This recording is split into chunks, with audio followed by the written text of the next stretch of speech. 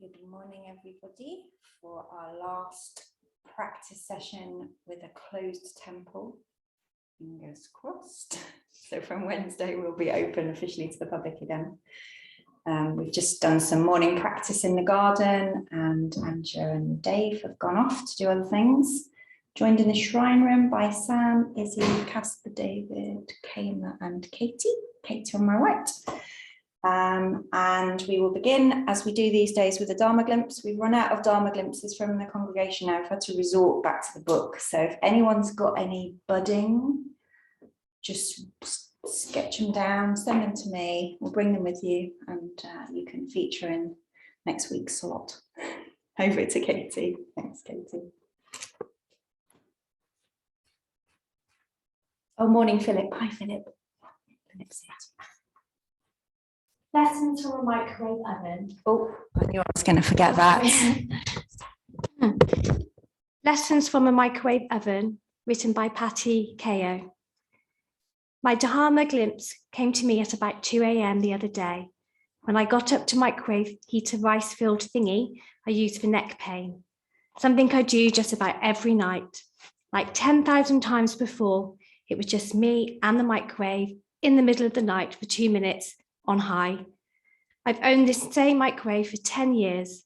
It's installed above the stove right at my eye level. And of course, I use it many times during the day, every day. But this night, I became aware for the first time that it had buttons on it labeled popcorn, reheat, vegetables, and some others. I couldn't believe my eyes. This was a new and exciting feature. We put those there, and when did they do it? Whilst being amazed and excited at the new microwaving possibilities in my future, the bell dinged. I opened the door, and that's when I noticed, for the first time, there was a cooking guide just inside the door. Say what? Yes, a cooking guide, corresponding to the new buttons on the outside. I began to wonder how it is that I've been using this machine every day. Several times a day, I'm not seeing half of the prominently displayed features. What else is in the front of my face that I'm overlooking? As I wandered back to bed, I wondered when was the last time I actually looked at my family members' faces. What did my daughter wear to school today? How often do I walk past my good people and look through them? In our reading this week, Stephen Batchelor stated that we are unaware of the extent to which we are distracted, because distraction is a state of unawareness. My microwave oven is trying to tell me the same thing. Wake up. It only takes 1 second to actually look at someone and see them. But in my semi-consciousness state, I'm missing out on the here and the now. If someone were to tell me that I had only another 24 hours to live, you bet I'd be looking at everything and everyone consciously and deliberately awake. I can never look at my microwave oven the same now, since it spoke to me without being reminded to pay attention. Thank you, Honourable Microwave.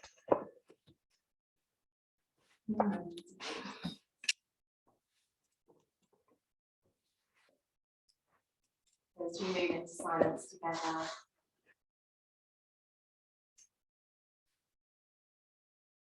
we might want to notice how our bodies are in the same way that Patty Ko noticed her microwave.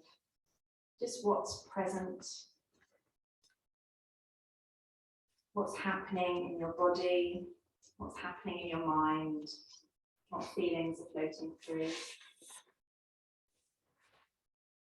And as you become aware of what's right here, don't hold on to it or make a story from it, just allow it to drift through. And when you find your mind wandering, as it will, just bring it back to right now, whatever it is that's here.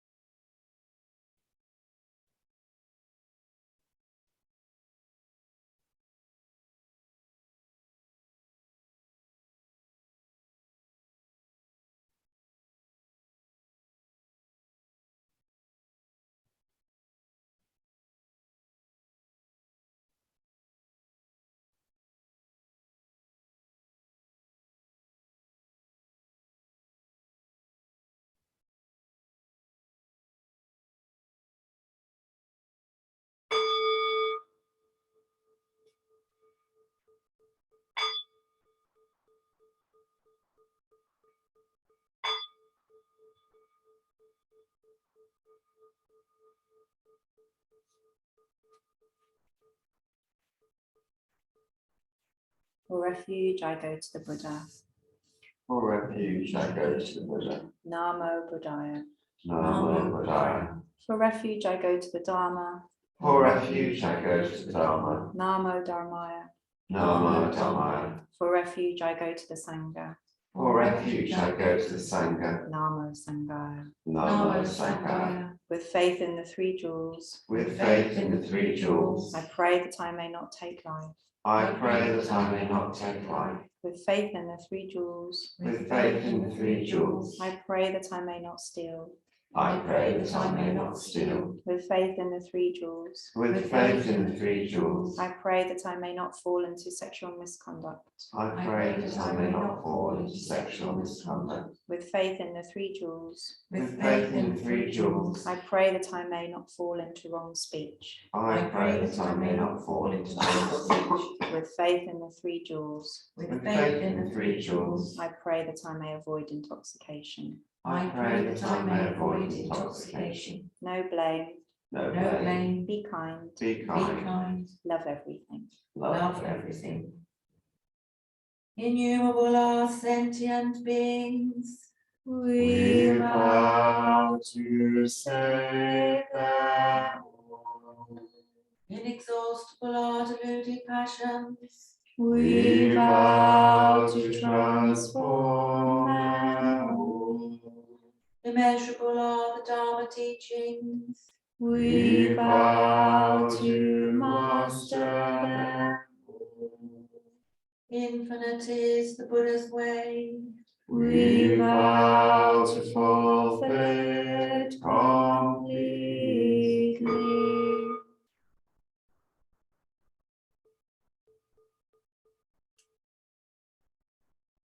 Namo Amitabha. Just checking a name. Okay. So me and Casper are currently engaged in a study program with an organization called Bright Dawn in America. And one of the previous students of this program is called Noah Rashita.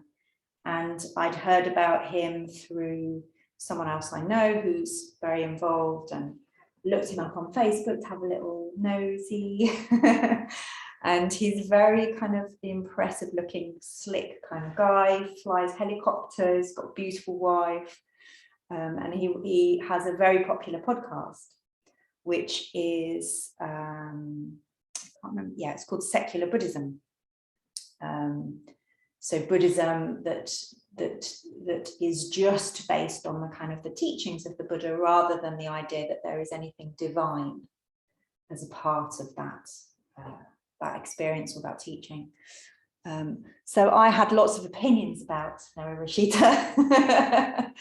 And I am very attached to my experience of Buddhism as being a devotional practice, which includes gods and devas and who knows what kind of mystical experience. That for me, the whole point of Buddhism is the mystical experience. So in my head, I was like, well, I've got nothing to learn from this guy, and I'm probably slightly jealous of his popularity. And after a long time of being immersed in Pure Land Buddhism, I'm starting to feel like I need to brush up on the basics, the basics of Mahayana Buddhism, the Four Noble Truths, the Three Marks of Impermanence, the 12-link chain of origination, all of those kind of bits of theory are very familiar to lots of Mahayana Buddhists. Pure Land Buddhists don't tend to focus on that. They just focus on, we connect with Amida and we receive Amida's love and everything's okay. And I love that, but I also wanted to do a bit of study. And I know that Noah has written a book which is called No Nonsense Buddhism for Beginners, Clear Answers to Burning Questions about Buddhism. So it was 99p. I downloaded it onto my Kindle yesterday, had a retreat day yesterday. And after reading half of it, I had to acknowledge to myself that my preconceptions about him had been a little hasty, because it's a really good book. It's a really good book. He writes very clearly. He's very in tune with what people actually need to know about, kind of ordinary people. What questions do they have? The whole book's written as kind of questions and answers. So there's questions like, oh, you know, the fat Buddha that people see, is that the same as Shakyamuni Buddha? Or those questions that ordinary people have. And I really enjoyed it.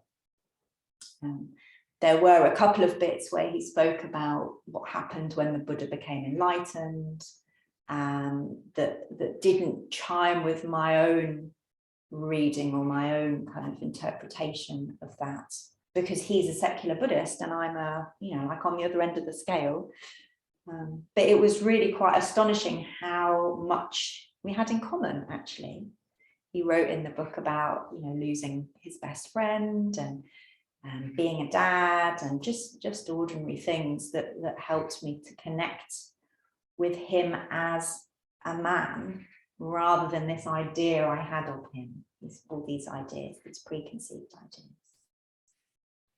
And as he says in the book, that is what Buddhism can help us with. It can remind us that all the time we go around making up all kinds of assumptions about the people around us, the people we have met, the people we haven't met. And those stories come from all kinds of places. They come from other people. They come from our stories about ourselves. That we see the world through these glasses that are really shaded with assumptions and self-protection and judgment and expectation and need. And Buddhism is asking us, or it's encouraging us to just take them off, just even for a moment, and just not know what's going to happen or what something means or who someone is, just to keep an open mind and encounter the world fresh, to have that fresh experience of life. So I feel very grateful to Noah Rashita, who I haven't met and maybe I never will, for really showing me how all those prejudices I have stopped me from encountering something really useful to me. And who knows how else that happens all the time. But every so often we have these little moments, like the microwave moment, where we suddenly like, oh, there's a whole load of stuff here that I hadn't even seen. And coming to practice here together, hopefully reminds us of that, and that maybe there's a little effect that maybe later on today you might just notice yourself closing down or pushing something away or pulling something towards you. And in that moment, you've got the opportunity to just pause and just be curious. What is it that's here? I don't know. Let's just be with it and see. So I'd recommend the book. I've just ordered one for the library. And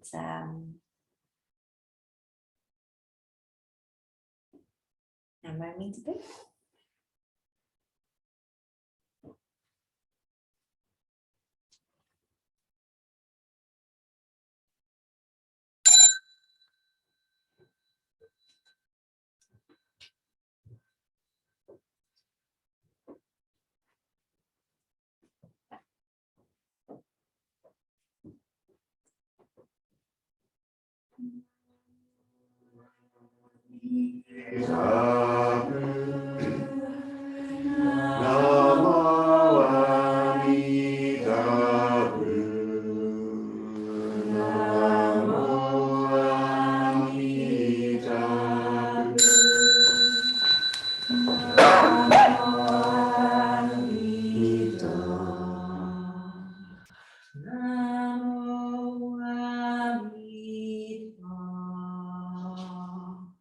Namo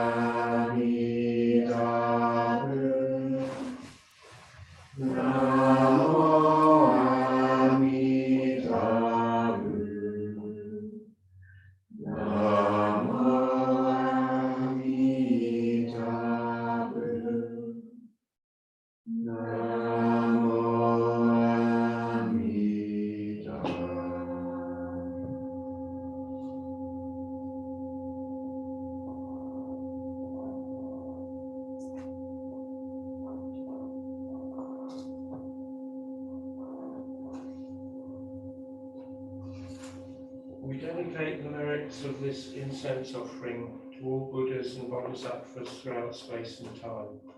May it be fragrant as earth herself, reflecting our careful efforts, our wholehearted awareness, and the fruit of understanding slowly ripening. May we and all beings be companions of Buddhas and Bodhisattvas.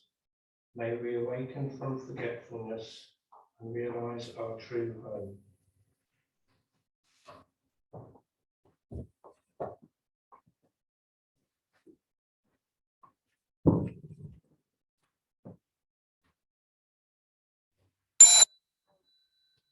Yeah, we'll do the violin.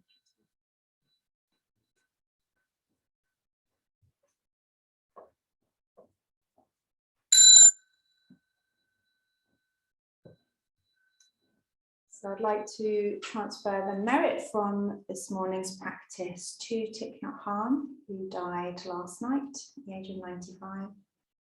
And he has left a great legacy of bringing Buddhism to lots and lots of people. And when I think of Thich Nhat Hanh, I think of kindness. I think of how he speaks of kindness and embodied kindness, and also his connection to the earth, that he was very connected to the earth and encouraged people to use the earth in their practice and look after the earth. So very grateful to him and for all the teachings that he's left, and all the Sangha and all the places and all the books that we will be able to continue enjoying and that will keep going forwards. By your wealth and through your grace, alone and of peace. If anyone is going to be in the clear end, it's definitely Thich Nhat Hanh. And I need to be. Okay, so the closing verse, which is on your bit of paper if you don't know it.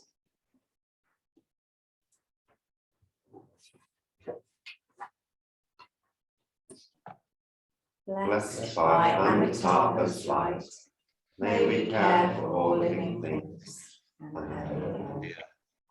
Namo Amitabha. You'll join us for a cup of tea. Just